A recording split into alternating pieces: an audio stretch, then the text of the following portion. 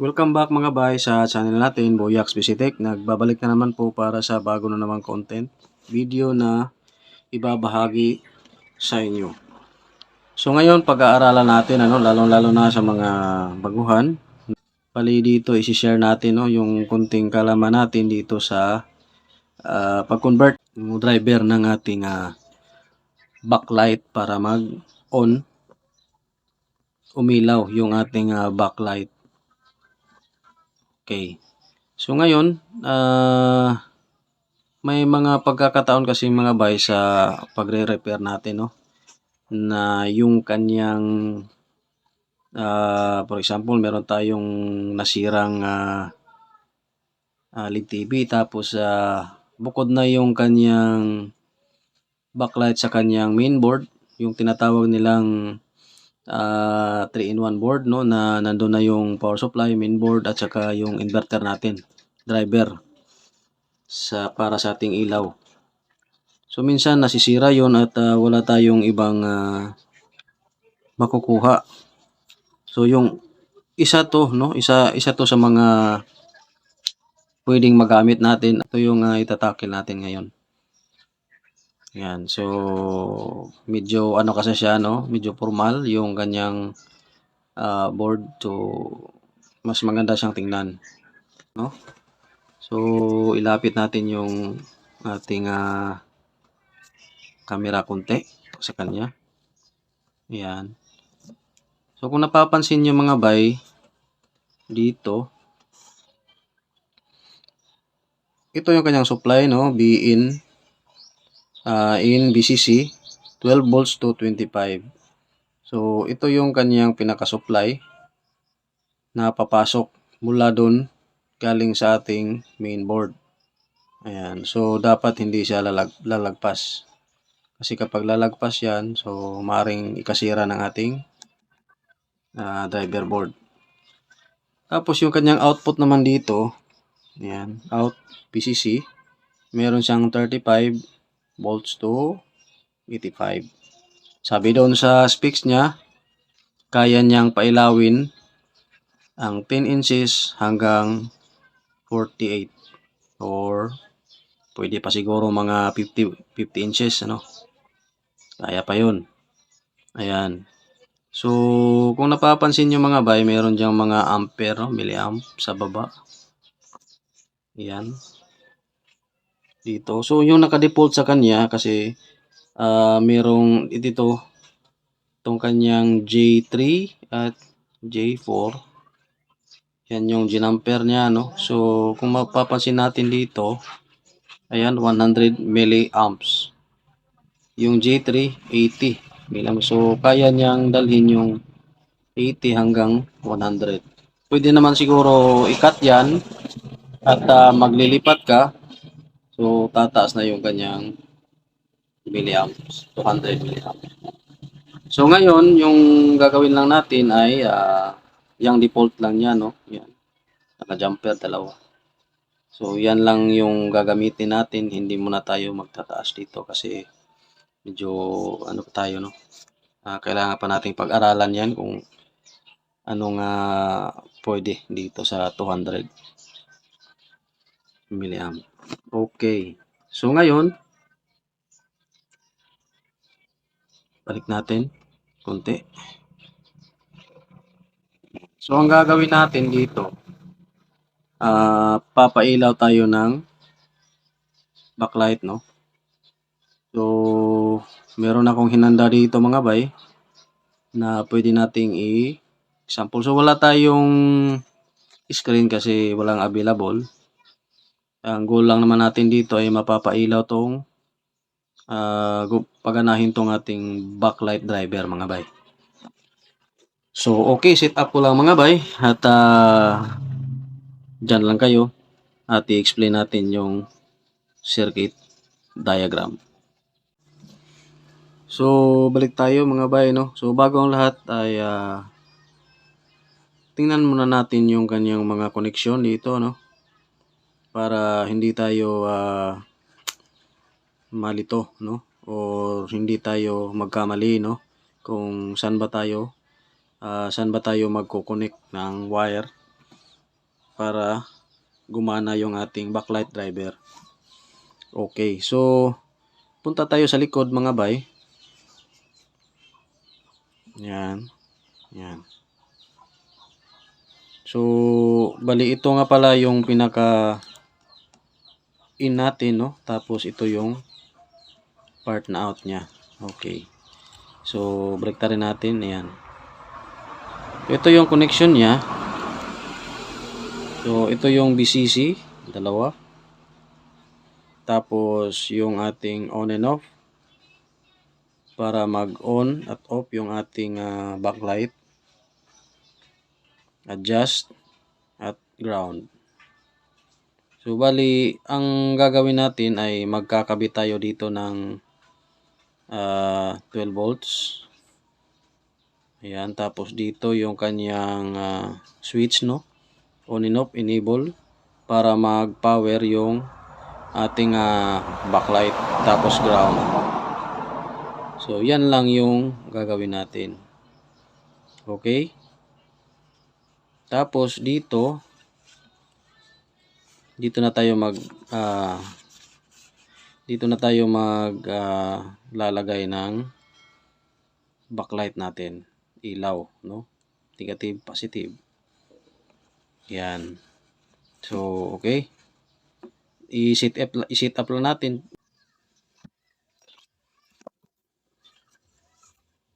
So, BCC or 12 volts. On and off natin para sa backlight at ground. Ayan. So, tapos, yung kabila naman, dito tayo sa board. Ito yung ating universal board. So, dito, ganun din, no? Ayan. Mababasa natin dito. Tingnan natin. So, ito yung ground. So, ganun din, may adjust doon. BLO. Backlight on. So, tapos yung BCC na 12. Ngayon, subukan natin, no? Kung may out ba yung ating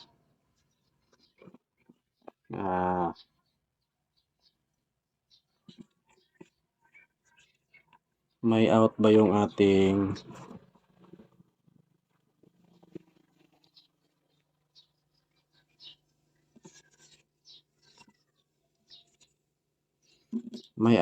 ating backlight driver, kung magsi-switch ba siya.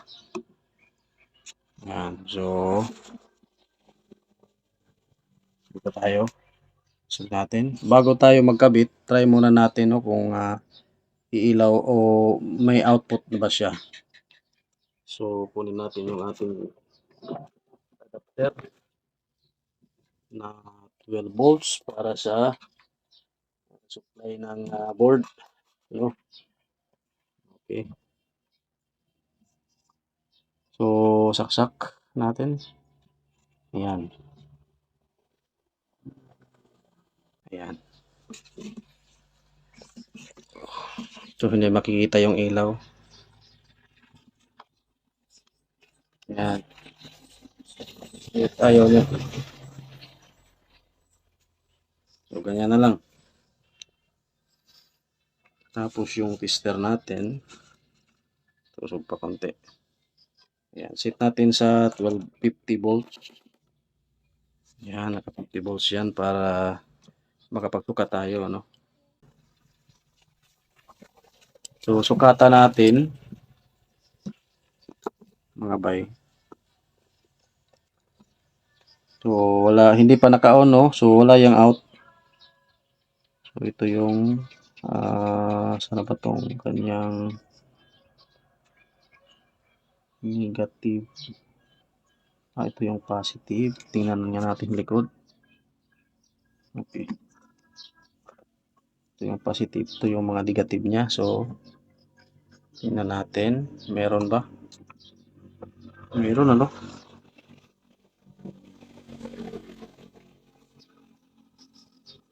So, teka lang ilan. Tingnan natin kung ilan. So, meron siyang mga 10 mababa, no? Yan. So, try kaya nating i-on kung ano yung magiging resulta.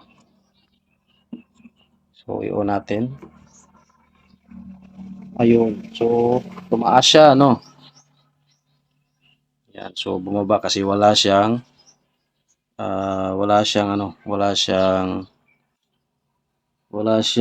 LED. So, lagyan kaya natin ng LED yan. Kung ano ang mangyayari. Kasi meron naman yan eh. Meron na tayong hinanda dito mga bay na LED, ano? Ayan. Bali, naka-series na tig 3 volts. So, consider na natin ngayon siya mga bay na naka 24 inches, ano? Ayan. So, yung 24 inches kasi ay merong 10 LED, ano? So, ito yung ikakabit natin ngayon dito sa output ng ating backlight driver. Ayan, so ikabit ko lang mga bay. Ayan, nakabit ko na at ititesting na natin, no? Gamit yung ating power supply na adapter dito. Ayan, saksak lang natin. Tapos, ayan, kung napapansin nyo mga bay, umilaw na yung kanyang LED. Power on natin. Okay, umilaw siya mga bay, no? So, gumana yung ating board driver. Ayan. Ngayon, sukatan na naman natin yung output niya mga bay kung ilan ba yung masusukat natin dito. Bali, ipapataw na lang natin yung ating tester na analog sa ibabaw ng ating LED para masukatan natin yung kanyang output mga bay.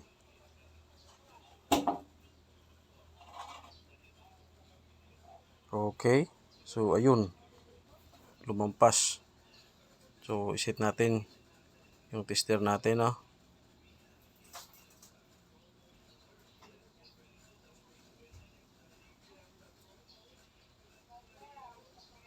So, ayan. Nasa mga around 30. Tingnan natin. So, almost 30 volts yung kanyang voltahe, no? So, ayan. So, ngayon mga bay, dahil tapos na tayo kasi meron pa tayong isang pamamaraan kung paano pailawin din yung ating backlight driver, no, sa ibang pamamaraan. So, i-share natin yan para at least matuto din yung mga gustong matuto dito mga bay, lalo na sa mga beginners, no. So, ayan, susunod natin yung ating pangalawang technique. Alam kong marami nang gumagawa dito pero i-share pa rin natin lalo na sa mga pumapasok pa lang na newbies or baguhan dito sa channel natin, ano. Ayan. So, set up natin yung pangalawang. So, ito na yung pangalawang technique natin mga bay, no. So, bali ang gagawin natin ngayon dito ay doon na tayo magtatap sa kanyang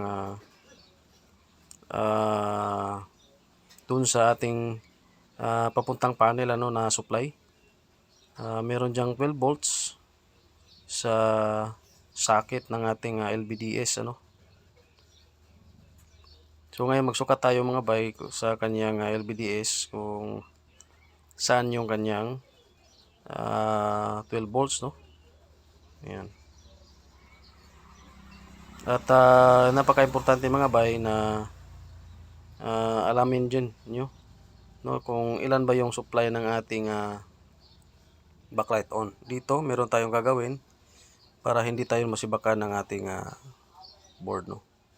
So, ayan, sinusukat natin. Meron siyang 12 volts. Ayan. So, bali yung ating, mga bay, yung ating backlight on dito sa ating driver. LED driver, backlight driver mga bay ay 5 volts. So, medyo mataas siya. No?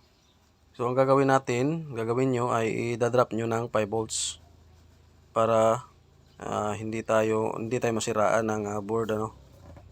So paano 'yan? So meron tayong ginawa, ano. Meron tayong hinanda para ma-reduce either maglagay lang tayo ng regulator, ano. Pwede naman yung mga Zener diode na 5 volts at pwede rin yung iba pang pwedeng gamitin, ano, tulad ng mga regulator natin, no.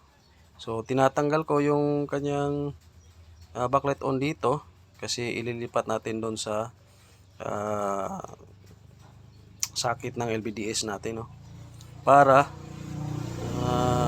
malagyan din natin ng pyesa para ma-reduce at mag-on yung ating backlight driver. So ito yung ilalagay natin mga bay na regulator, ano. Meron tayo ditong ayan, transistor na 5 volts. Ayan, 7805. So pwede yan, ano, para ma-reduce lang yung 12 volts niya at magamit natin para sa ating switching on and off ng ating backlight on. So ikakabit ko na lang muna to mga bay, mabilis lang naman to, no. Okay, tapos na nating ikabit yung ating transistor na regulator dito mga bay sa board ng ating universal board, no, dito sa panel supply sa 12 volts at ikakabit na natin yung wire ng papuntang backlight on and off, no. Yan, ikakabit natin dito sa output ng ating transistor regulator 7805 para mag-on na yung ating backlight driver. Ngayon tapos na at ay titesting na natin. Tingnan natin kung iilaw siya mga bay.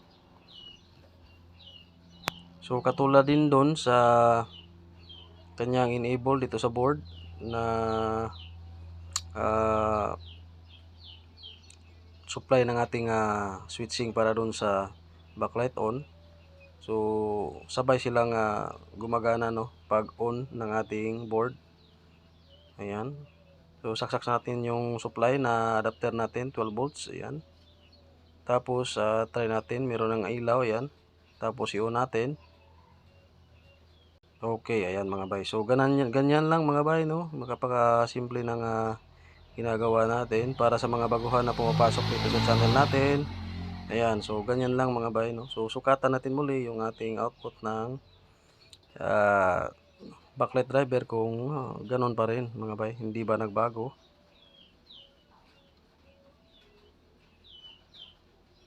Okay, so ayun, ganon pa rin mga bay, almost 30 volts yung voltahe na nagsusupply sa ating LED. Ayan. So okay mga bay, no, tapos na tayo sa ginagawa natin. Sa mga hindi pa nakapag-subscribe, subscribe na kayo mga bay sa channel natin. At huwag kalimutang hit yung ating notification bell para ma-update kayo sa mga bagong video na ginagawa natin. So okay, sa ngayon mga bay, yan lang muna. Maraming salamat sa panonood nyo.